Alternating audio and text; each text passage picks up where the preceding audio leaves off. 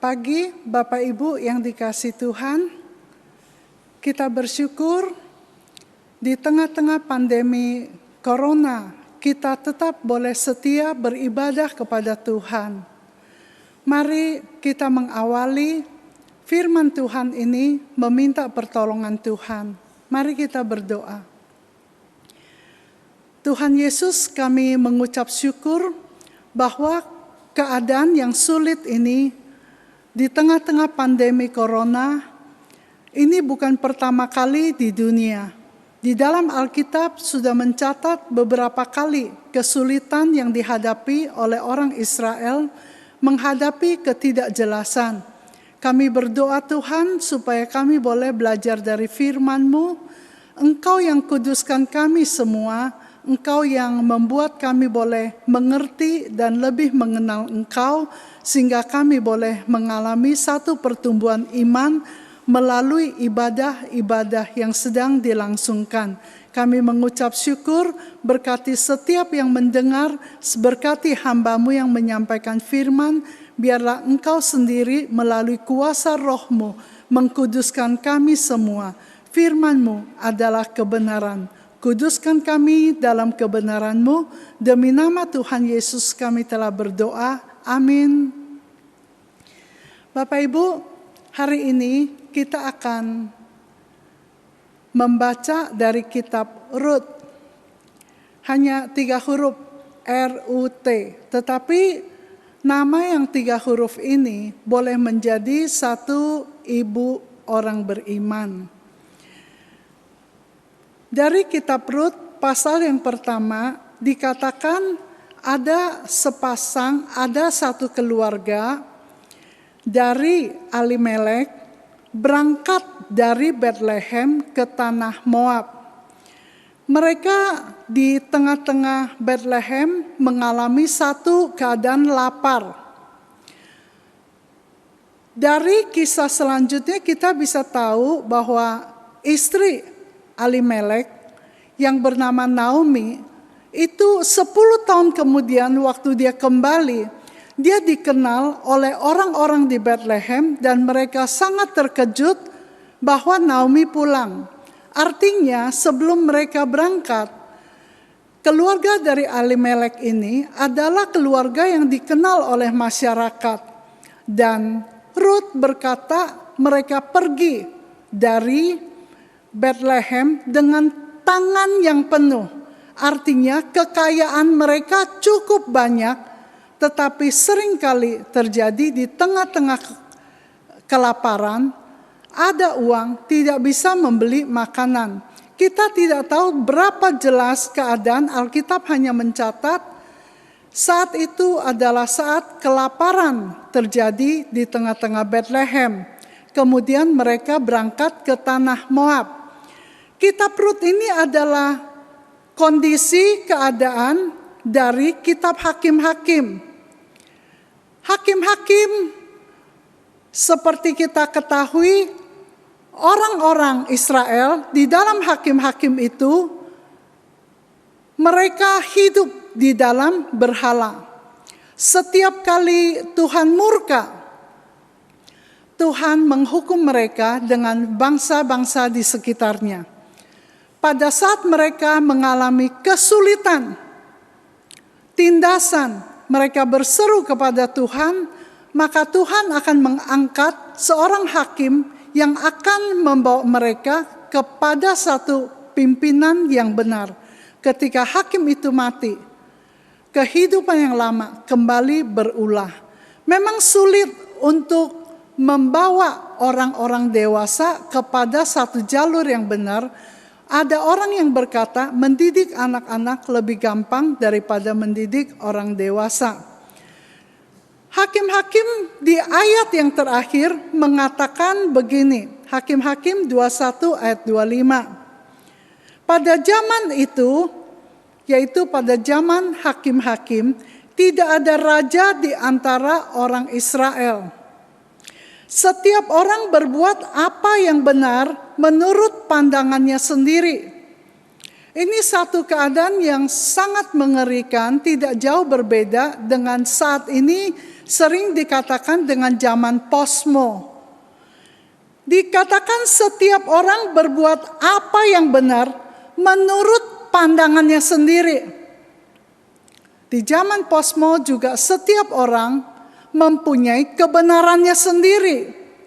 Sampai-sampai di Amerika, pendeta yang tidak menikahkan orang-orang yang homo atau lesbi malah dipenjarakan. Setiap orang ada di dalam posisi menganggap dirinya mempunyai kebenaran sendiri. Dulu kita memakai baju misalnya putih dengan hitam atau kuning dengan coklat. Tiba-tiba muncul teman saya memakai hijau daun dan coklat tua.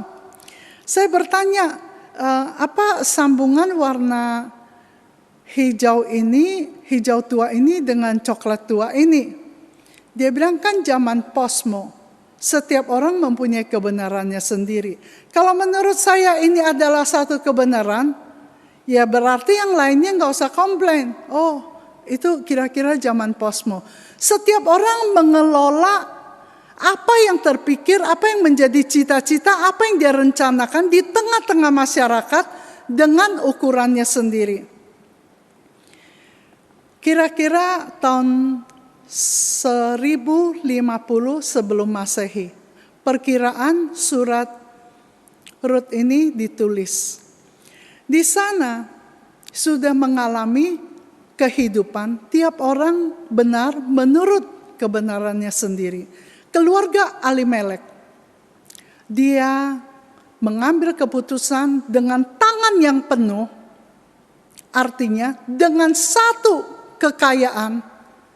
Berapa banyak tidak dikatakan dia penuh dan bisa hidup 10 tahun di tanah Moab. Jadi artinya itu tidak sedikit.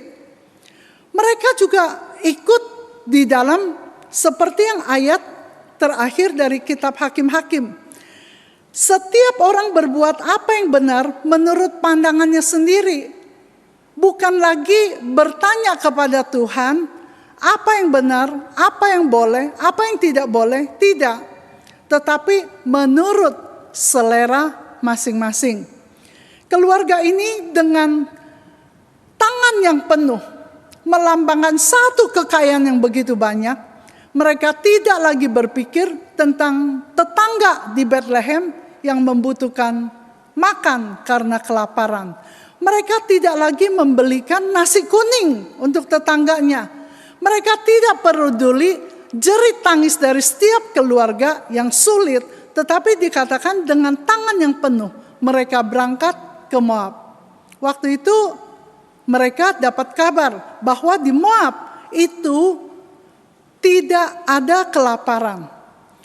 Orang yang kaya, saya nggak tahu apakah mereka pasang CCTV di Moab atau mereka mempunyai handphone yang ada jalur WA. Sehingga mereka bisa dapat kabar. Di sana, di Moab, ada kesejahteraan. Untuk menikmati satu kenyamanan, keluarga ini pindah ke sana dan mereka tinggal di sana selama 10 tahun. Tidak lama setelah mereka tinggal di sana, Alimelek meninggal. Lalu istri Alimelek bernama Naomi. Naomi itu berarti satu sukacita, tetapi kehidupan kadang tidak sesuai dengan nama yang diberikan oleh orang tua. Saat mereka melihat suaminya mati, maka Naomi mencari istri untuk kedua anaknya. Kedua anak laki ini, Naomi mencarikan pasangan yang tidak seiman. Mereka ambil dari ibu ini mengambil dari kafir. Berbeda dan berhalanya juga berbeda. Tetapi ibu Naomi ini tidak gubris. Andai kalau dia ada di Bethlehem, tentulah dia tidak berani mengambil keputusan itu. Tetapi karena dia di luar Bethlehem, dia pun menganut ayat ini, setiap orang berbuat apa yang benar menurut pandangannya sendiri. Lalu Ibu Naomi mengambil 2 perempuan Moab untuk menjadi istri dari anak laki-lakinya. Hari ke hari berlanjut, berapa lama pernikahan kita tidak tahu. Dan kedua anak laki ini meninggal. Tinggallah Naomi dengan kedua mantunya. Pada saat seperti itu, Naomi mulai merasakan tangan Tuhan sedang menentang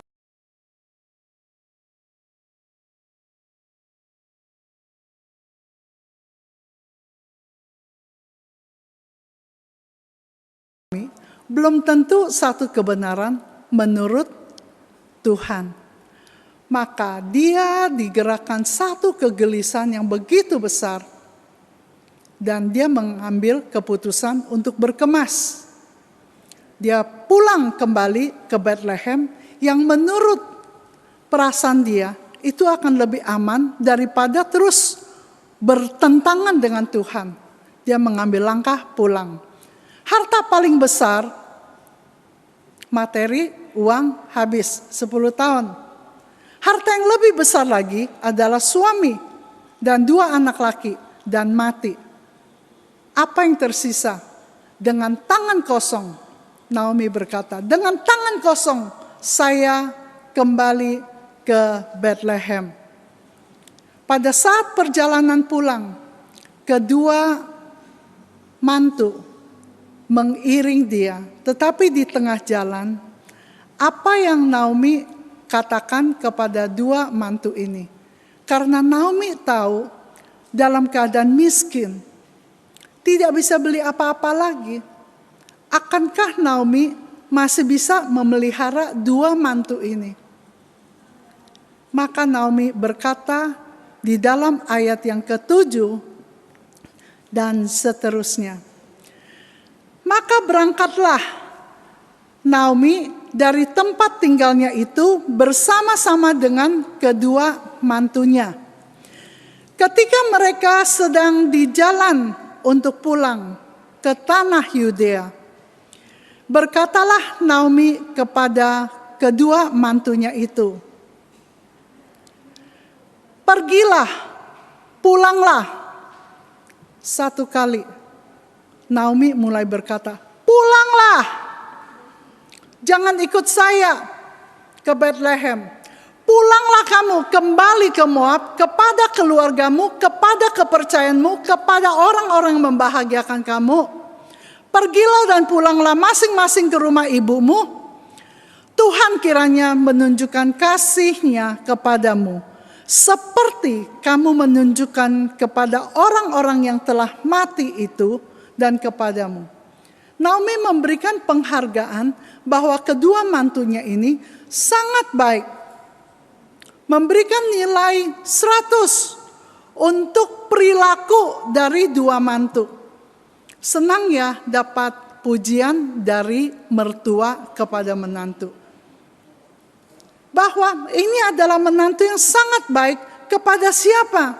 Kepada orang-orang yang telah mati, yaitu suaminya. Dan kepadaku, mertuanya. Cocok nih, menantu dengan mertua. Mereka hidup dalam persaudaraan yang indah. Kiranya atas karunia Tuhan, kamu mendapat tempat perlindungan masing-masing di rumah suamimu. Jadi Naomi berkata supaya mereka carilah kembali suasana keluarga, carilah suami, lalu diciumlah mereka, tetapi mereka menangis dengan suara keras. Ayat yang ke-11, ayat yang ke-10, dan berkata kepadanya kedua mantu ini, "Tidak, kami ikut dengan engkau pulang kepada bangsamu." Jadi kedua mantu ini terkagum-kagum dengan bangsanya Naomi. Mereka lebih bangga bangsanya Naomi daripada bangsa Moab. Maka mereka berkata, tidak, kami tidak ikut pulang. Kami mau ikut pulang ke bangsamu. Tetapi kata Naomi di ayat ke-11, pulanglah. Kedua kalinya Naomi berkata kepada mantu, pulanglah anak-anakku, mengapakah engkau turut dengan aku? Bukankah tidak akan ada lagi anak laki-laki yang aku lahirkan untuk dijadikan suamimu nanti? Ayat yang ke-12, pulanglah ketiga kali. Pulanglah anak-anakku, pergilah, sebab sudah terlalu tua aku untuk bersuami. Seandainya pikirku ada harapan bagiku, dan sekalipun malam ini aku bersuami, bahkan sekalipun aku masih melahirkan anak laki-laki, masakan kamu, mantuku, kamu akan menanti sampai mereka dewasa? Artinya mantu ini bukan membanggakan bangsanya dari Naomi saja, tetapi membanggakan pribadi dari Naomi mempunyai keturunan yang lebih oke dari bangsa-bangsa Moab. Ayat yang ke-13, janganlah kiranya demikian anak-anakku. Kemudian semakin tajam Naomi berkata kepada dua mantunya, bukankah jauh lebih pahit yang aku alami daripada kamu? Maksudnya tangan Tuhan yang sedang menentang Naomi. Bukankah jauh lebih pahit yang aku alami daripada kamu, sebab tangan Tuhan teracung terhadapku.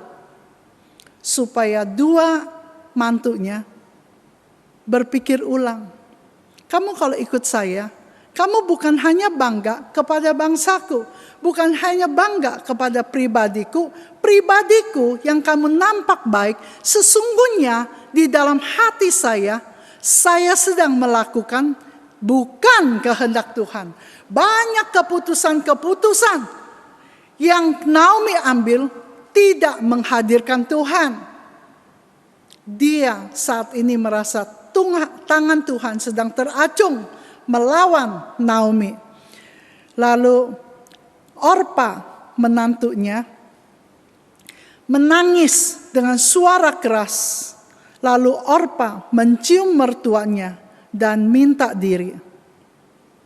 Orpa pulang. Tetapi Rut hatinya dikatakan berpaut dengan Naomi. Dia tidak takut ultimatum. Dia tidak takut ketika dikatakan aku sedang ditentang oleh Tuhan karena kesalahanku. Dia tidak takut. Dan dia berkata, Naomi berkata di ayat 15, telah pulang Orpa iparmu kepada bangsanya Moab, kepada para allahnya, itu A kecil, berhala-berhalanya. Dan keempat kalinya Naomi berkata kepada Rut, pulanglah mengikuti iparmu itu yang kembali kepada Moab, kembali kepada berhala. Tetapi di dalam kitab Rut, inilah ayat yang paling sering dikhotbahkan. Kitab Rut ayat 1, Pasal 1 ayat 16 dan 17. Tetapi kata Rut, janganlah desak aku meninggalkan engkau dan pulang dengan tidak mengikuti engkau. Jangan desak saya. Jangan desak saya pulang ke Moab. Jangan desak saya untuk tidak ikut. Karena hati Rut telah berpaut dengan Naomi. Sebab, kata Rut, kemana engkau pergi, ke situ jugalah aku pergi. Kamu miskin, saya ikut miskin. Kamu tidur di emperan, saya ikut tidur di emperan. Dan di mana engkau bermalam, di situ jugalah aku bermalam. Dia tidak membiarkan Naomi di dalam kesedihannya sendirian. Apa yang terjadi dengan Ruth, orang Moab, orang kafir, orang yang tidak mengenal Tuhan, berkata seindah ini. Bangsamulah bangsaku, dan Allahmulah Allahku. Allahmulah Allahku. Allah Naomi adalah Allah Ruth. Allah yang sedang mengacungkan tangan menentang Naomi, itu pun adalah Allahku. Di mana engkau mati, kata Ruth, aku pun mati di sana. Dan di sanalah aku dikuburkan. Beginilah kiranya Tuhan menghukum aku. Bahkan lebih lagi daripada itu, jikalau sesuatu apapun memisahkan antara aku dari engkau, Naomi, selain daripada maut. Jika ada mertua mendengar kalimat seperti ini dari mantu, ada mantu 1, ada yang mantunya 6. Pernahkah mertua menghasilkan bimbingan kepada orang-orang yang bangsa kafir, Moab, berhala? Kalau mereka hidup, mereka tidak mempunyai kasih seperti orang-orang Israel. Dan 10 tahun setelah kematian suaminya, Naomi mengambil Orpa dan Ruth menjadi anak mantu. Berapa tahun Naomi sebagai mertua sendirian berjuang sebagai kepala rumah tangga yang sekaligus menjadi imam dalam keluarga itu, mendidik. Dan bahkan sebelum mereka menikah, Elimelek dan Naomi mendidik 2 anak laki-lakinya sedemikian sehingga kedua mantu ini sampai begitu terpikat mau mengikut Naomi.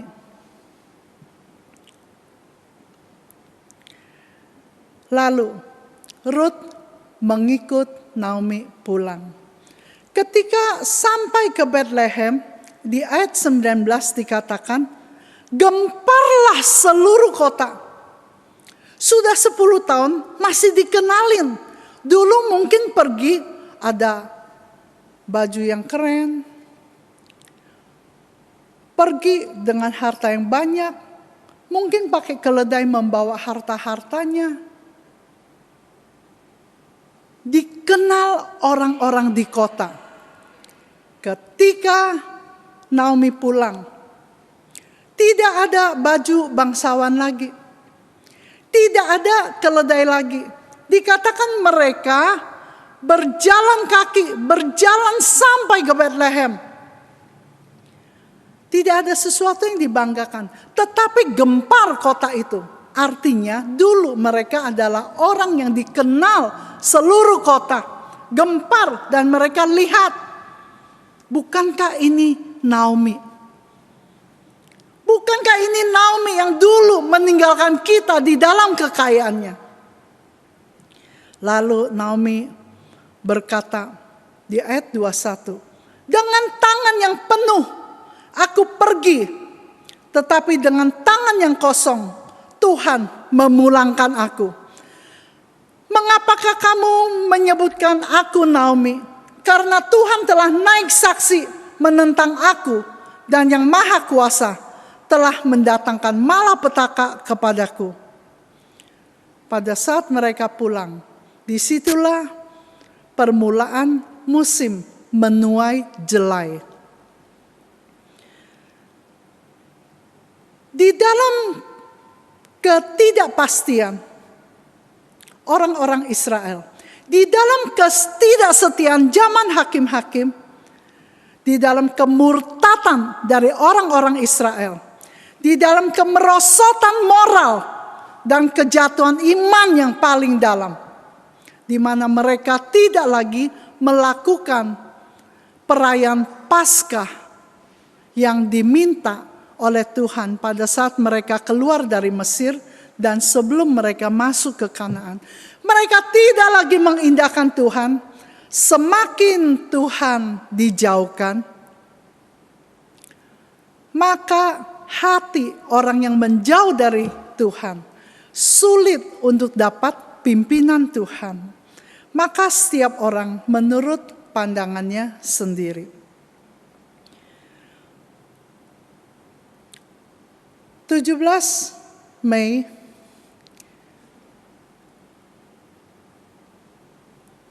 tercatat COVID-19 yang terkontaminasi adalah 17.025 plus 529 kasus. Yang dirawat ada 12.025. Yang meninggal 1089. Dan yang sembuh 3911.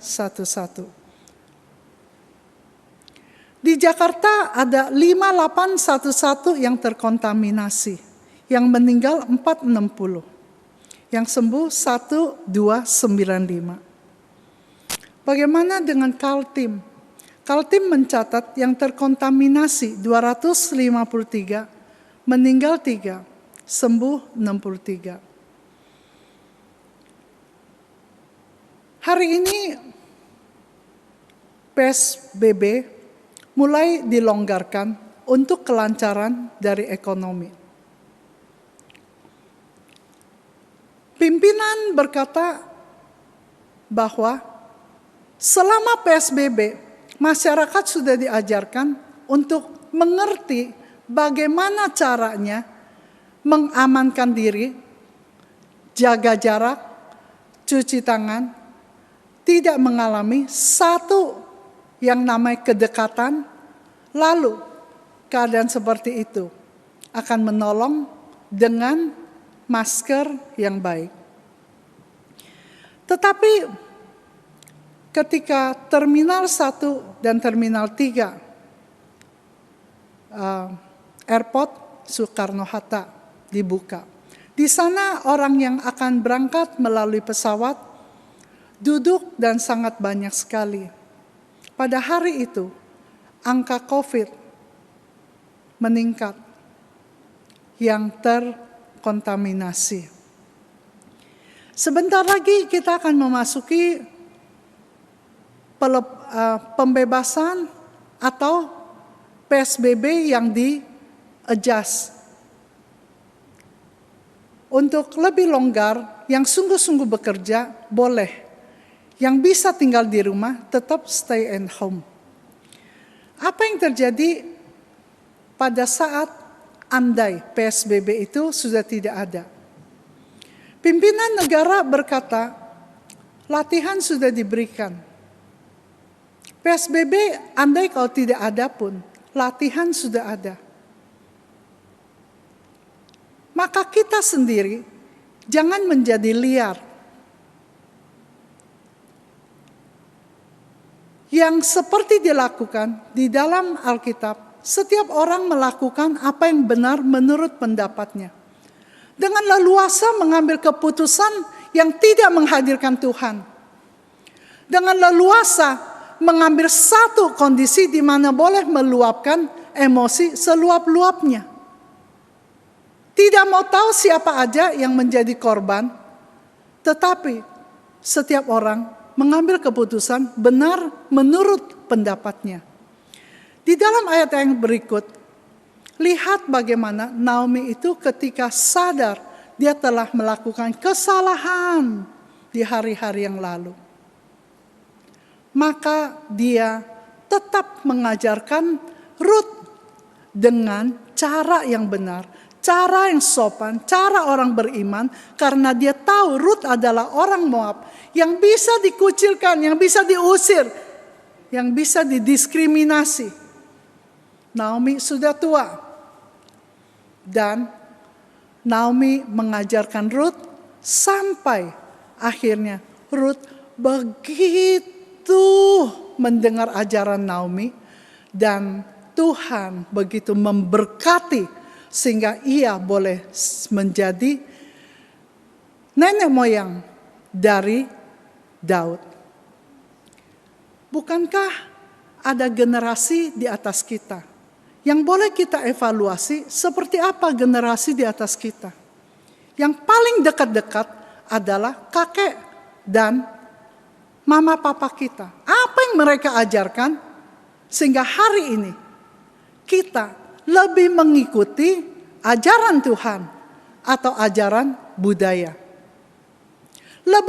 Setiap keputusan lebih menyenangkan hati Tuhan atau hati orang yang mengajar kita. Mari, saat corona adalah saat yang paling tenang untuk kita mengevaluasi, untuk mengambil keputusan supaya melangkah ke depan. Kita tidak mengulang dosa yang sama. Karena ketika kita mengulang dosa yang sama, maka jangan mengharapkan ada anak atau cucu atau orang sekitar kita atau mantu kita yang berkata, Allahmu adalah Allahku. Tapi mereka jangan-jangan berkata, amit-amit. Mari, satu fokus kita di tengah-tengah corona, lakukan, baca firman baik-baik, lakukan keputusan, jangan mengumbar-umbar, sesuka hati, tetapi mulai mempunyai target. Bagaimana saya akan membuat anakku berkata, Allahmu adalah Allahku. Kita membuat pembantu, kita membuat orang sekitar kita, bahkan istri kita, suami kita, berkata, Allahmu adalah Allahku, saya tidak akan meninggalkan engkau. Orang-orang seperti ini diberkati Tuhan turun-temurun.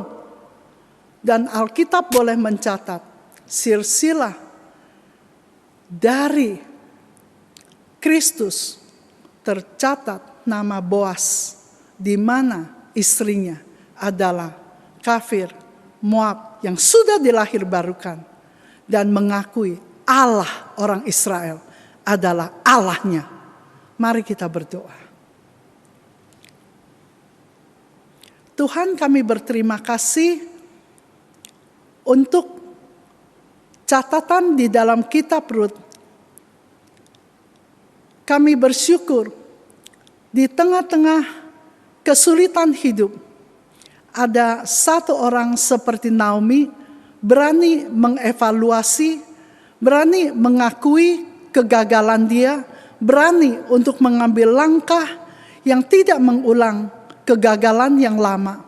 Setiap keputusan, biarlah Engkau menolong kami menghadirkan Engkau, menghadirkan firman Tuhan, menghadirkan peraturan Tuhan, sehingga kami tidak mengulang-ulang di dalam dosa kesombongan kami, menganggap diri pintar, menganggap diri berkuasa.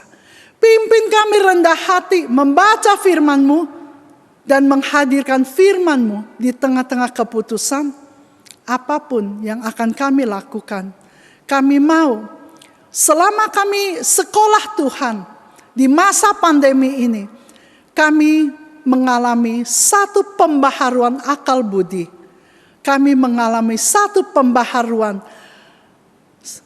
hubungan dengan sesama. Dan kami tidak bermain-main lagi di dalam hidup. Karena kami tahu hidup sangat singkat. Demi nama Tuhan Yesus, kami naikkan doa dan mengulurkan tangan iman kami kepada belas kasihan Tuhan. terpuji namamu. Nama Tuhan Yesus ditinggikan. Amin.